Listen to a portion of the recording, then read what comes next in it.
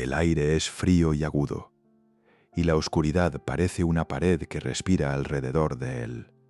En el fondo de un lagar semilleno de sombras, Gedeón trilla trigo con manos temblorosas y una respiración entrecortada que no cede ante el silencio. Cada sonido parece un aviso lejano. Cada susurro del viento arrastra un miedo antiguo que él ha aprendido a callar para seguir latiendo. La noche le pertenece, y la noche sabe su nombre, aunque él prefiera no pronunciarlo. Su cuerpo encorva la espalda, su pecho se hunde y, sin embargo, hay una chispa de decisión que resiste entre las sombras. Nadie espera que un hombre que ha vivido en la periferia de la valentía se convierta en la voz que guiará a una nación entera. Nadie, quizá, excepto la voz más profunda de su propio ser. En ese instante, una idea irrumpe como una chispa en la herrumbre. ¿Y si la debilidad fuera solo una forma de llamar a la acción que nadie ha considerado? La ladera del miedo se siente pesada, pero también iluminada por una intuición extraña. El miedo, sostenido por la duda, puede convertirse en un mapa. Gedeón observa las paredes del lagar, la piedra gris que parece absorber la fe menospreciada por el mundo, y entiende que no se trata de vencer al miedo con una convicción vacía, sino de escuchar lo que el miedo quiere enseñarle. Si escucha, podría descubrir que su miedo no es un enemigo, sino un guía que le muestra el contorno de un camino que nadie ha calculado aún. En su memoria pasan rostros y nombres que no se atreven a mirar de frente, vecinos que lo evitan por timidez o por miedo propio, comandantes que nunca dejaron de preguntarse si un hombre que se esconde podría regresar con la cabeza alta. Pero entre esas imágenes hay una promesa en ciernes, una promesa que late con una cadencia casi militar. No escapar, sino observar, analizar y finalmente actuar con un plan que nadie ha osado insinuar. El miedo se transforma en una especie de brújula que señala la frontera entre la prudencia y la temeridad sensata, entre el silencio que salva y el silencio que traiciona. Entonces llega la primera intuición clara, una señal que parece venir del interior mismo de su silencio. Si la historia de su pueblo está a punto de cambiar, no puede ser con las palabras de los valientes que esperan en las plazas, ni con el rugido de una multitud que no entiende la geometría del miedo. Será con un movimiento mínimo, una acción diminuta, que como un granito de arena puede inclinar la balanza. Él recuerda un detalle, una imagen casi trivial, el sello grabado que cuelga de su cuello, el cordón trenzado que ha cargado desde niño como amuleto impropio frente a la realidad que lo asusta. Y si esa simplicidad, ese objeto cotidiano, fuera la clave para desenmascarar una estrategia, y si la fe no es un estandarte grandioso, sino una letra pequeña que, cuando se repite con constancia, abre puertas donde nadie mira, la noche parece sostener su respiración junto a él. En ese silencio, Gedeón entiende que el primer paso no es una hazaña, sino un compromiso. Aceptar que el miedo no debe gobernarlo, aprender a convertir su parálisis en un método. Es un pacto con lo íntimo, con lo más privado de su ser, con la duda que le pregunta qué tan lejos está dispuesto a caminar. Y mientras el lagar respira con el peso de la distancia, la decisión toma forma como un plan deshilachado, luego pegado con la paciencia de quien sabe que cada fibra de la realidad se teje con el tiempo. Y si la fortaleza no fuera la ausencia de miedo, sino la capacidad de moverse aún cuando el miedo golpea con fuerza, esa pregunta podría perderse en la bruma, pero algo en el interior le responde con una voz suave y firme. Tú no estás solo. No hay coro humano a su alrededor, pero hay una palabra que de a poco va tomando peso en su boca y en su alma: fe. No la fe de los grandes discursos, sino la fe que se prueba cada minuto, en el esfuerzo silencioso de sostenerse cuando todo parece derrumbarse. En esa fe, la idea de un plan surge como un destello breve, un protocolo de acción que no exige grandes recursos ni un ejército glorioso, sino una precisión quirúrgica, un uso mínimo de fuerzas y una confianza absoluta en que cada paso calculado puede desbloquear el siguiente.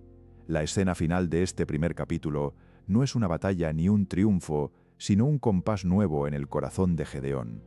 Sus manos ya no tiemblan solamente por el miedo, sino por la anticipación de lo que podría hacer con él, el mundo, si él mismo se pone en marcha.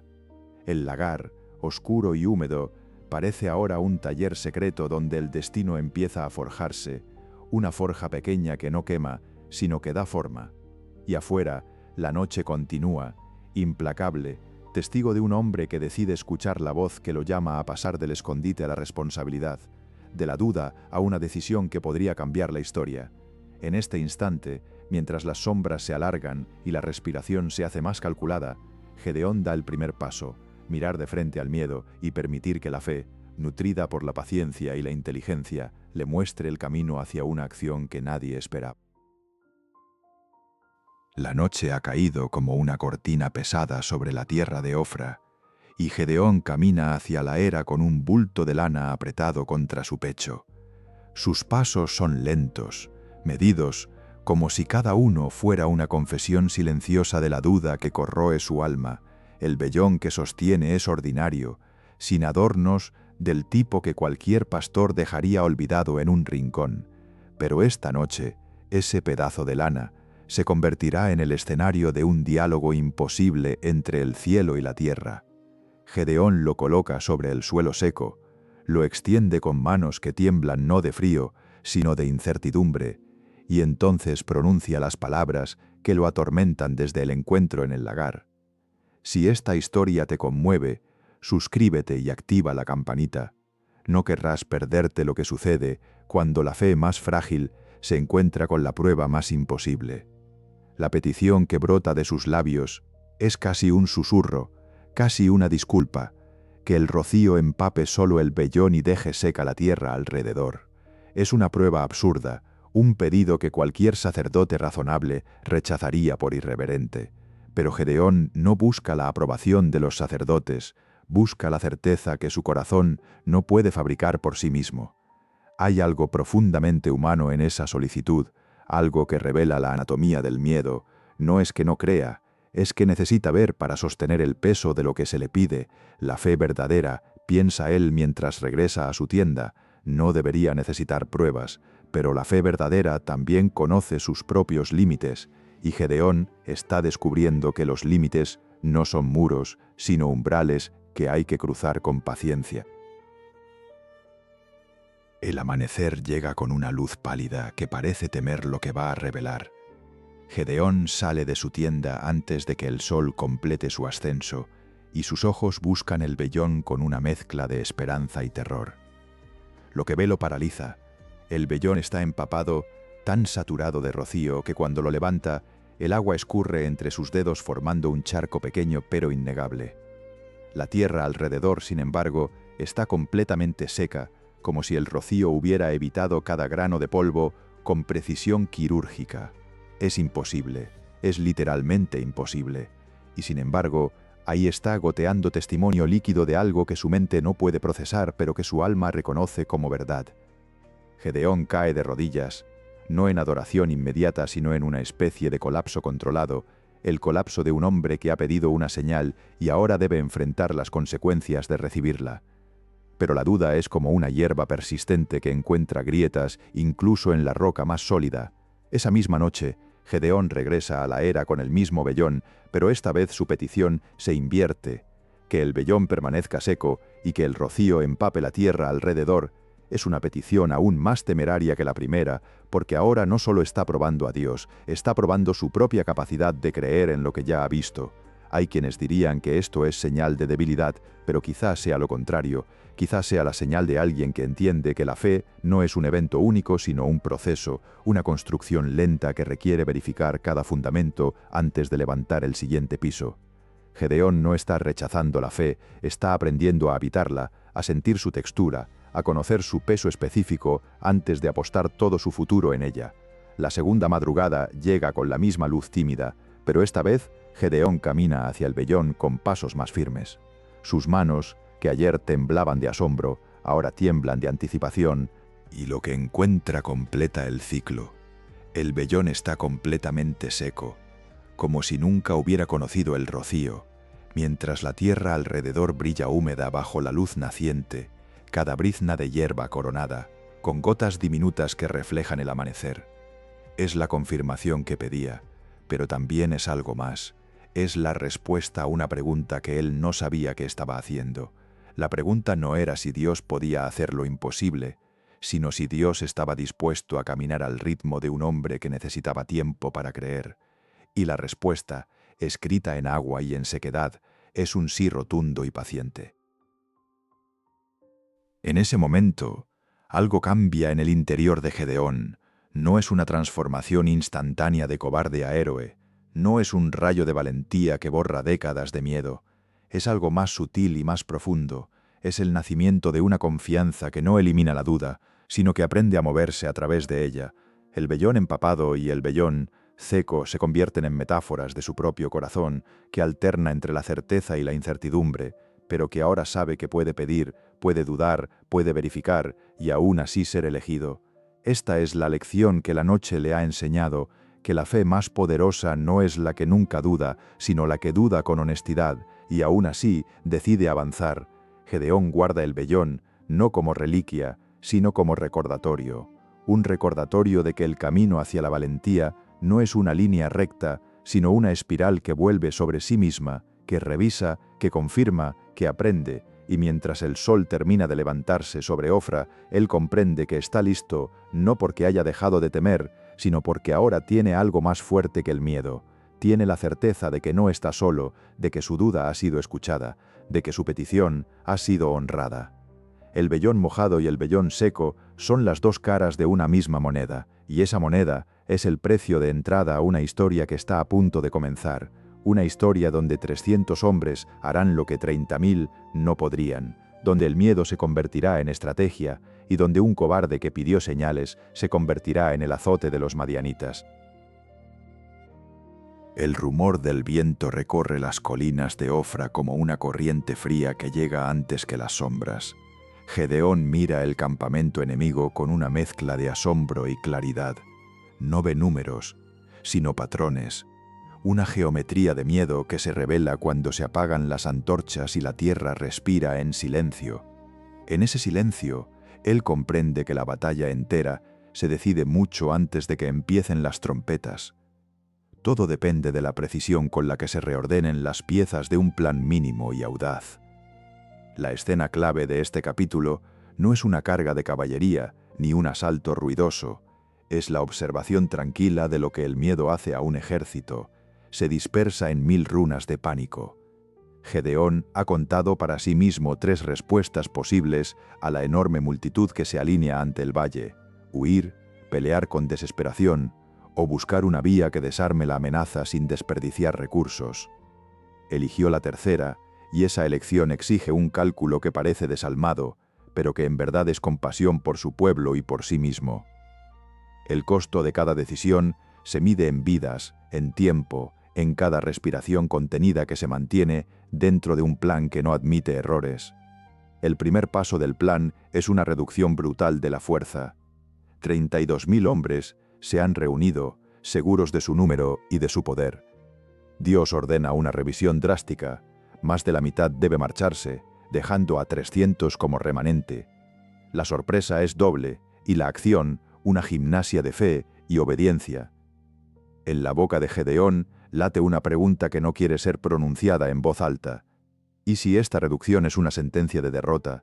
Pero la respuesta que se forja en silente certeza es otra. Lo imposible no debe asustarnos cuando la lógica de la fe nos revela una vía más limpia, más eficiente, más estrecha, pero suficiente. Los 300 elegidos no llegan como héroes de un relato popular.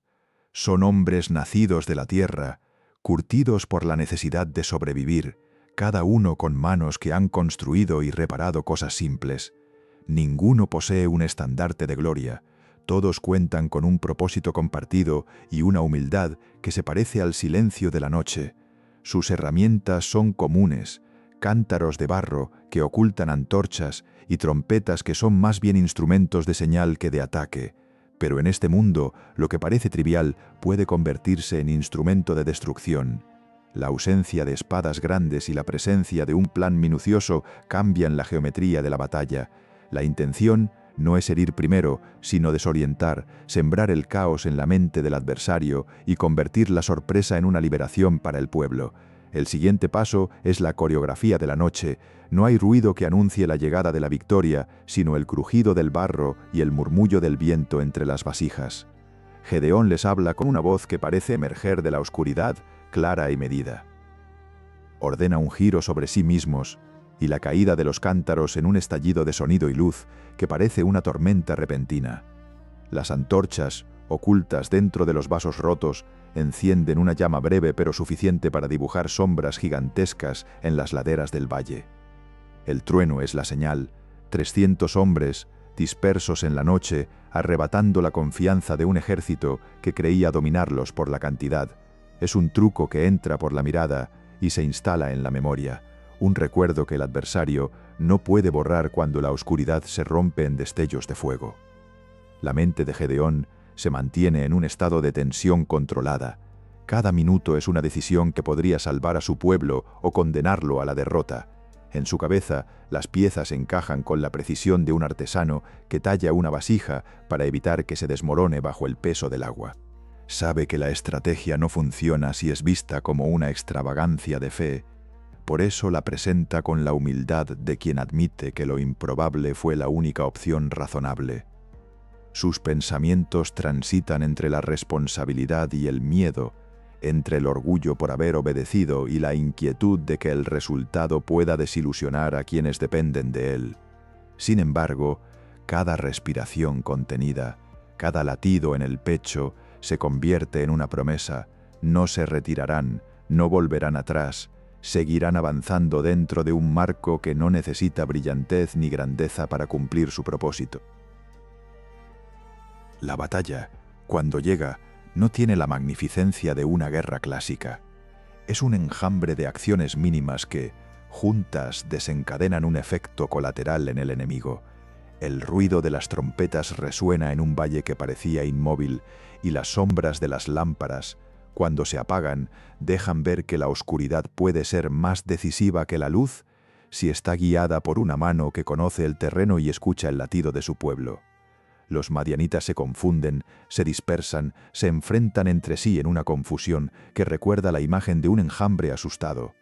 El miedo, que una vez pareció imposible de vencer con nada más que valor, se desarma ante la claridad de un plan que aprovecha la mínima cantidad de recursos para obtener un resultado enorme. En estas horas, la historia parece respirar a través de la sangre fría y el temple de un líder que no se presume omnipotente, sino profundamente humano, capaz de convertir su debilidad en una estrategia que salva vidas. Cuando la claridad llega, no es un rugido, sino un susurro. Ya está, ya ocurrió, ya cambió el curso de las cosas. 300 hombres han cambiado el rumbo de la historia, sin un único golpe contundente, sin un estandarte flameando en el aire, sin un grito que resuene por toda la nación. El triunfo no es el choque de espadas, sino la cátedra de la paciencia de confiar en que la verdad que nació en la duda puede sostenerse en la acción. Gedeón no se siente invencible, pero ya no es el hombre que temblaba ante cada sombra. Ha aprendido a medir la grandeza en unidades pequeñas, en cada decisión prudente, en cada paso calculado, en cada momento en que la fe cuida la razón, para que la fe no se convierta en ceguera. En este gátilo, el miedo se transforma en inteligencia y la debilidad en una herramienta que abre puertas. Al final, cuando la neblina del combate se disipa y el silencio retorna, Gedeón se encuentra frente a una realidad desnuda. El pueblo está despierto y la promesa que parecía imposible se ha convertido en una evidencia palpable. No ha sido un estallido de gloria, sino un milagro de paciencia y de cálculo. Y mientras los 300, ahora llamados por el nombre del coraje, respiran con la calma que sigue a la tormenta, una pregunta interior se instala de nuevo. ¿Qué más podría ocurrir cuando se aprende a escuchar al miedo y a convertirlo en una brújula? La respuesta, por ahora, permanece en la sombra y en la respiración entrecortada de aquellos que han aceptado el peso de una responsabilidad mayor que ellos mismos. Este capítulo cierra con una verdad simple y poderosa. La verdadera fuerza no se mide por la cantidad de hombres, sino por la claridad de la estrategia cuando el mundo espera que todo se defina por la masa. Gedeón ha tomado una decisión que redefine el límite entre la cobardía y el liderazgo. Y así, con el campamento enemigo en retirada y la paz riesgosa de la noche, el joven se prepara para un nuevo umbral.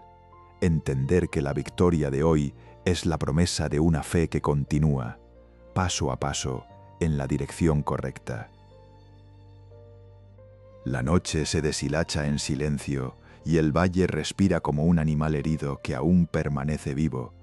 300 hombres se mueven en la penumbra con un silencio que parece oro viejo, cada paso calculado, cada gesto medido. Las vasijas de barro pesan en sus manos, pero el peso real es la promesa de que la libertad puede nacer de lo frágil y lo imperfecto. En el pecho de Gedeón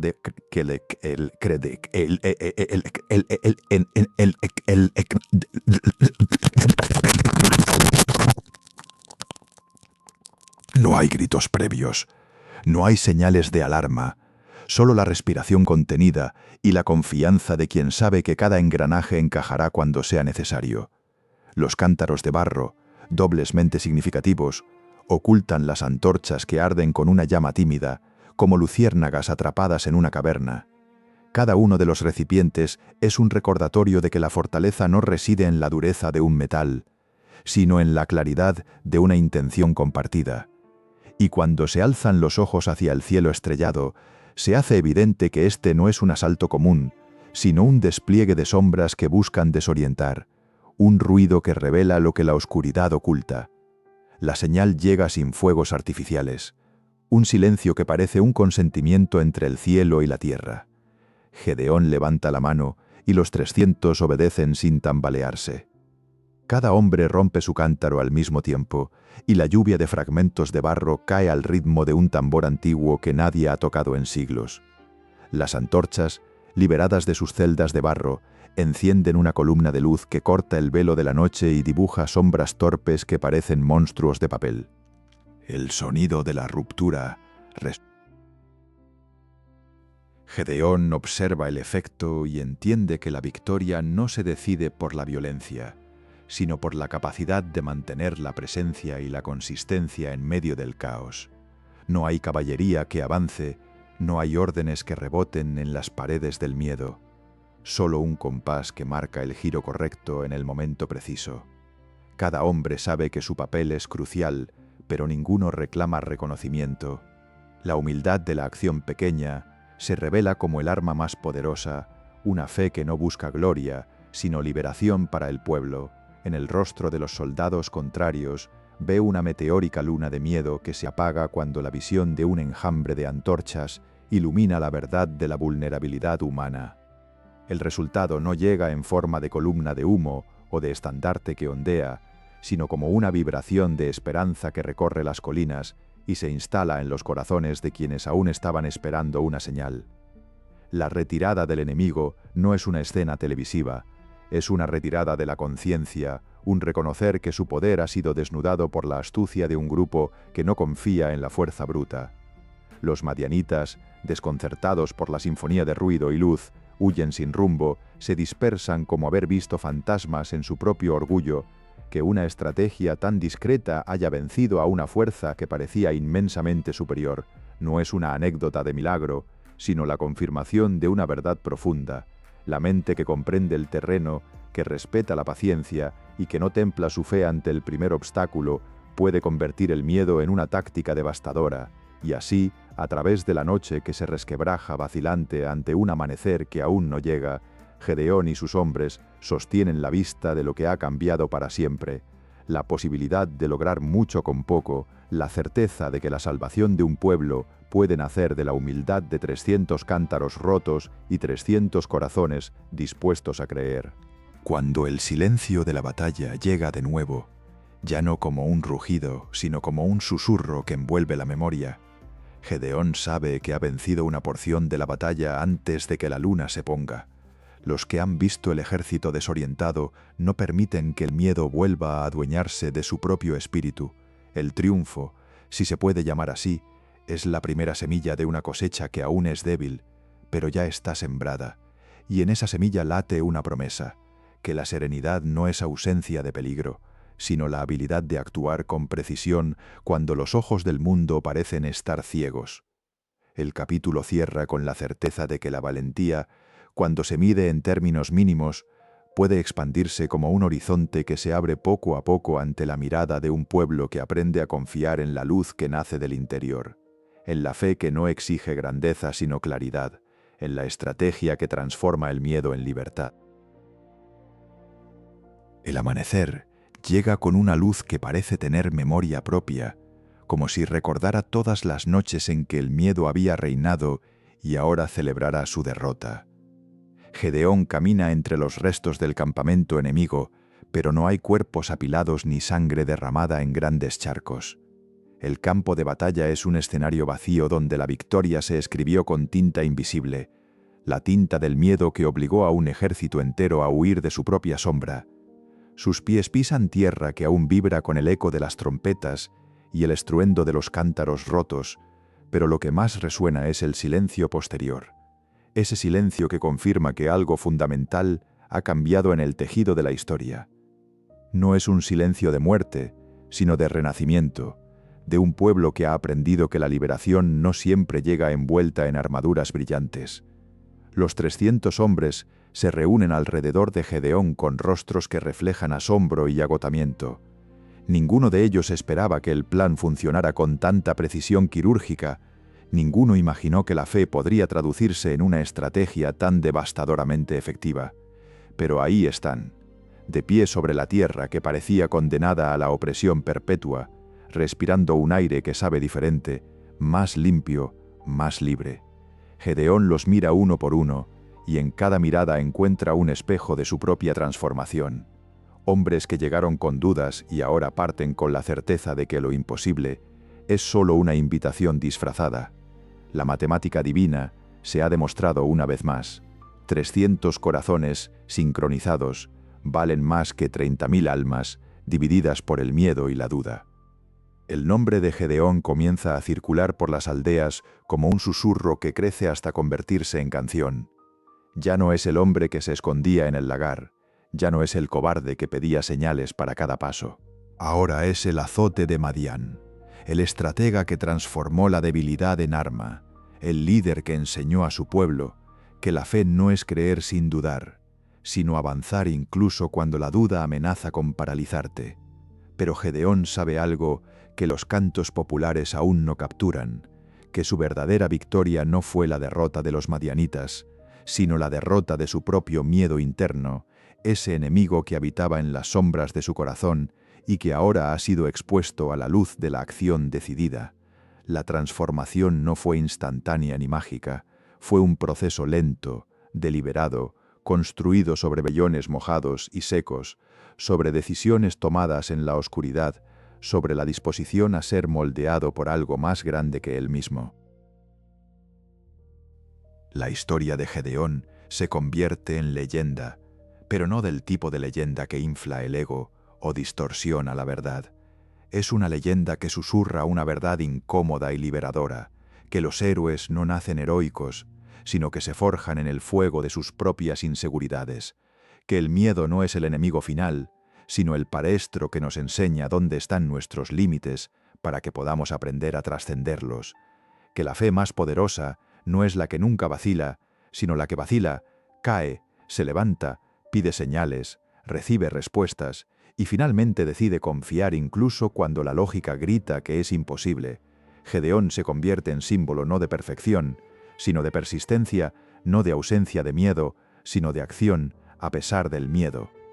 Los años que siguen traen paz a Israel y el nombre de Gedeón se graba en la memoria colectiva no solo como libertador, sino como recordatorio viviente, un recordatorio de que Dios no elige a los calificados, sino que califica a los elegidos, un recordatorio de que las batallas más importantes no se libran con espadas, sino con decisiones tomadas en la intimidad de la noche, cuando nadie está mirando y la única testigo es la propia conciencia.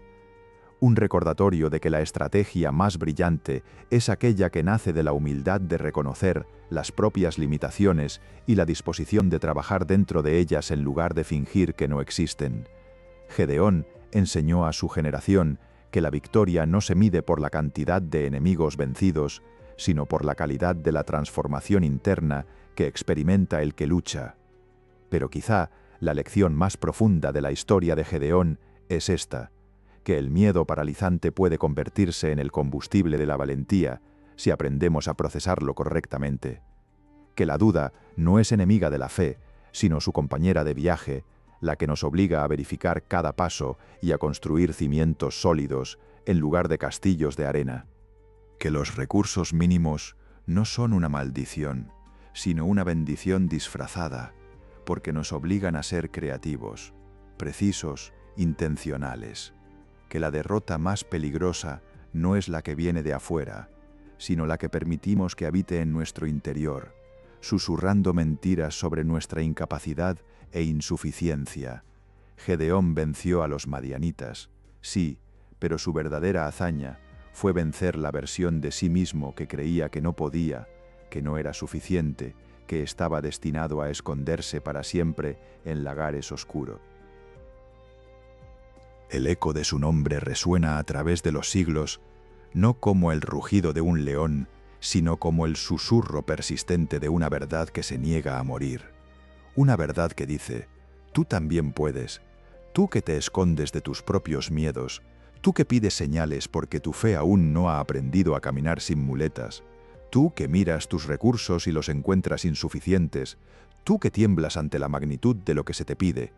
La historia de Gedeón te mira desde las páginas antiguas y te dice que el camino de la cobardía a la valentía no es un salto imposible, sino una serie de pasos pequeños y decididos, que la fe no exige que seas perfecto, solo que seas honesto, que Dios puede hacer más con tu rendición sincera que con tu pretensión de fortaleza.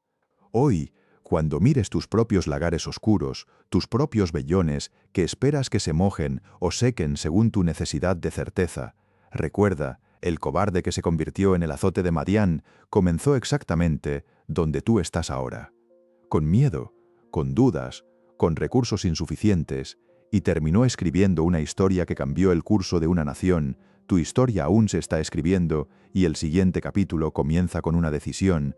¿Te quedarás escondido en el lagar o saldrás a descubrir qué puede hacer la fe cuando finalmente decide moverse? Si esta historia te ha conmovido, si has sentido el eco de Gedeón resonando en tu propio corazón, suscríbete y activa la campanita, porque hay más historias que contar, más verdades que descubrir, más razones para creer que tu miedo no es tu destino, sino tu punto de partida hacia algo extraordinario.